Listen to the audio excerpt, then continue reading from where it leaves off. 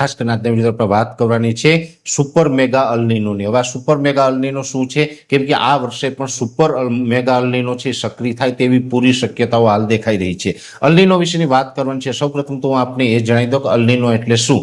El Nino એટલે કે જે પ્રશાંત મહાસાગરનું જે અમુક જે વિસ્તારો છે એનું તાપમાન જ્યારે નોર્મલ કરતા ઊંચું જાય છે જેને અલનીનો કહેવામાં આવે છે। અને અલનીનોને કારણે દરિયાઈ પાણી છે હીટ પકડતું હોય છે, અને એ જે અલનીનો સક્રિય થાય છે, જે પ્રશાંત મહાસાગરનું તાપમાન ઊંચું જાય છે, જેને કારણે પૃથ્વીના ઘણા બધા દેશોની અંદર વરસાદ છે અનરેગ્યુલર થવો, ઘણી જગ્યાએ દુષ્કાળ પડવો, ઘણો બધો ઓછો વરસાદ પડવો, અનેક રૂપમાં એની વિપરીત અસરો જોવા મળતી હોય છે। જોકે ઘણી વખત એવું પણ બને છે કે અલનીનો સક્રિય થાય છતાં પણ જો આયોડી પોઝિટિવ હોય તો ભારત અથવા તો ગુજરાતનું ચોમાસું છે સારું પણ જતું હોય છે। એટલે આ વર્ષે અલનીનો છે ખૂબ મજબૂત રીતે સક્રિય થવાનું છે, છતાં પણ ગુજરાતનું ચોમાસું ચોક્કસથી સારું રહેશે, આ મને વિશ્વાસ છે। એટલે આ અલનીનોને કારણે ગુજરાતીઓએ ક્યાંય ડરવાની જરૂર નથી। હવે આ સુપર મેગા અલનીનો શું છે એની એક તો ખાસ વાત કરવાની છે। આમ જોવા જઈએ તો આજથી 149 વર્ષ પહેલા સુપર મેગા અલનીનો સક્રિય થયો હતો, એટલે કે વર્ષ 1877 ની અંદર સુપર મેગા અલનીનો સક્રિય થયો હતો, અને એ અલનીનોને કારણે 4% વસ્તી છે એ પાણી અને અનાજના અભાવે મૃત્યુને ભેટી હતી।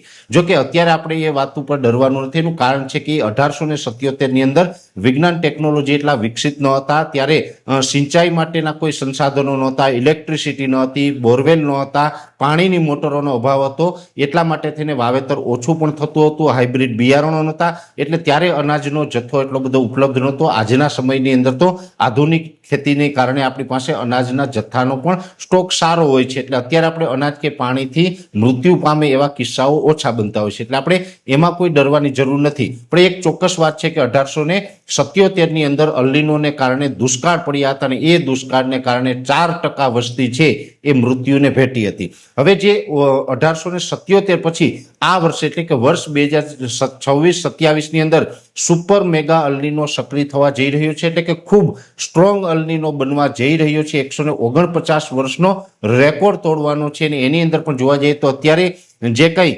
માઇક્રોનેશિયાથી લઈ અને કેલિફોર્નિયા સુધીનો જે વિસ્તાર છે, આ વિસ્તારની અંદર એટલે કે 8046 કિલોમીટરની અંદર ગરમીની લહેર છે એ સમુદ્રી સપાટી ઉપર ફેલાઈ ચૂકી છે। જોકે હજુ અલનીનો સક્રિય નથી થયો, હવે આવનારા સમયમાં ગમે ત્યારે સક્રિય થશે, એ જૂન, જુલાઈ, ઓગસ્ટ, સપ્ટેમ્બર ગમે ત્યારે પણ આ અલનીનો છે એ સક્રિય થઈ શકે છે। ઘણી વખત એવું હોય કે આપને સંકેત મળતા હોય છે કે અલનીનો સક્રિય થવાનો છે, પણ એ સંકેતો પછી 1-2 મહિના, 4 મહિના આગળ પાછળ પણ થતું હોય છે। એટલે અલનીનો ચાલુ વર્ષે સક્રિય થશે એ ચોક્કસ વાત છે, ક્યારે થાય એ આપણે જોવાનું રહેશે। જો કે આ લાંબા સમય પછી એટલો એક ભયાનક રીતે સુપર મેગા અલનીનો સક્રિય થઈ રહ્યો છે, એટલે આવનારા સમયની અંદર ઘણા બધા દેશોની અંદર આની વિપરીત અસર થઈ શકે છે।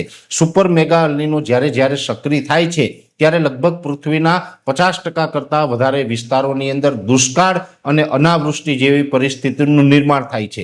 જોકે સુપર મેગા અલનીનો સક્રિય થાય અથવા તો સામાન્ય અલનીનો સક્રિય થાય તો પણ એશિયાના જે દક્ષિણ દેશો છે એ તમામ વિસ્તારોની અંદર ઓછા વરસાદ અથવા તો દુષ્કાળના રૂપમાં અસર કરે છે, પણ સાથે અમેરિકા ખંડના ઘણા બધા દેશો છે ત્યાં વધુ વરસાદના રૂપમાં પણ અસર કરે છે। કેમ કે જે અત્યારે આપણે ચોમાસાના જે મોસમી પવનો હોય છે, આમ તો પ્રશાંત મહાસાગરથી થઈ અને જે હિન્દ મહાસાગર સુધી પહોંચે છે, ત્યાંથી મડાગાસ્કર ટાપુ થઈ અને નૈઋત્ય દિશામાંથી ભારત તરફ આવે ને નૈઋત્યનું ચોમાસું ભારતમાં લઈને આવતા હોય છે। પણ જે ઘણા બધા દેશોના વૈજ્ઞાનિકો એકઠા થયા હતા અને એની અંદર જે આ તારણ આવ્યું છે એ તારણ એવું છે કે 1877 પછીનો સૌથી સ્ટ્રોંગ એટલે કે સુપર મેગા અલનીનો છે એ સક્રિય થવા જઈ રહ્યો છે, ને જેને કારણે પૃથ્વી ઉપરના ઘણા બધા દેશોની અંદર આ એપ્રિલ મહિનાથી ગરમી વધવાનું પણ ચાલુ થઈ જશે। એટલે આમ જોવા જઈએ તો સામાન્ય રીતે ગુજરાતમાં પણ એવરેજ જોવા જઈએ તો એપ્રિલ મહિનાના છેલ્લા અઠવાડિયાની અંદર હવે લગભગ આપણે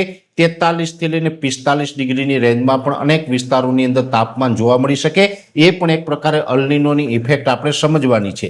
જોકે આ આગળ જતા આપણે મે મહિનો આવશે, મે મહિનાની અંદર પણ તાપમાન છે એપ્રિલ કરતાં વધુ ઊંચું રહેવાનું છે। આ વાત છે ગુજરાતની, પણ ગુજરાત સિવાય પણ ભારત દેશના અલગ અલગ રાજ્યોમાં અને બીજા ઘણા બધા દેશોની અંદર નોર્મલ કરતાં તાપમાન આ વર્ષે ઊંચું જશે, જેનું કારણ છે કે જે પ્રશાંત મહાસાગરનો જે સમુદ્રી સપાટી છે એની અંદર 8046 કિલોમીટરની અંદર જે ગરમી છે એ ફેલાઈ ચૂકી છે, અને હવે ધીમે ધીમે અલનીનો તરફ આ પરિસ્થિતિ જઈ રહી છે, એટલે આપણે આ ગરમી સામે પણ ઝઝૂમવું પડશે। ખાસ કરીને જોવા જઈએ તો અત્યારે આપણે લાંબા ગાળાના પેરામીટર પ્રમાણે એવું લાગી રહ્યું છે આઈઓડી એટલે કે ઇન્ડિયન ઓશન ડાયપોલ છે એ પોઝિટિવ રહેવાનો છે અને ચોમાસા દરમિયાન એ પોઝિટિવ રહે તો ગુજરાતના ચોમાસા ઉપર બહુ કોઈ ખતરો નથી. ગુજરાતનું ચોમાસું છે એ ક્યાંય ને ક્યાંય સારું જ જશે આવો ચોક્કસથી વિશ્વાસ છે. પણ અલ્નીનો સક્રિય થશે, જો કે ઘણા બધા મીડિયાના મારફતે તમને હવે એ જે જાણ થશે એની અંદર જે આંકડો બતાવવામાં આવશે, ખાસ તો દરેક ખેડૂત ભાઈઓને એ અપીલ કરવાની હતી કે જેવી રીતે જોવા જઈએ તો અલ્નીનોને કારણે જે 1877ની અંદર 4% જેટલી વસ્તી છે એ ભૂખ અને તરસથી એટલે કે અનાજ અને પાણી વગર મૃત્યુને ભેટી હતી. આવા સમાચારથી કોઈ દુઃખી થવાની જરૂર નથી, કેમ કે 1877ની અંદર આપણી પાસે સંસાધનો અને વૈજ્ઞાનિક ટેકનોલોજી ન હતી એટલે આપણે અનાજનું ઉત્પાદન છે એ ઓછું થતું હતું. હવે પૃથ્વી ઉપર અનાજનું ઉત્પાદન છે એ વધુ થાય છે અને હવે આપણી પાસે ટેકનોલોજી છે એટલે 1877 જેવી પરિસ્થિતિનું નિર્માણ હવે ન થાય. આ એક વાત ચોક્કસ છે, આ એની પાછળનું એક લોજિક છે.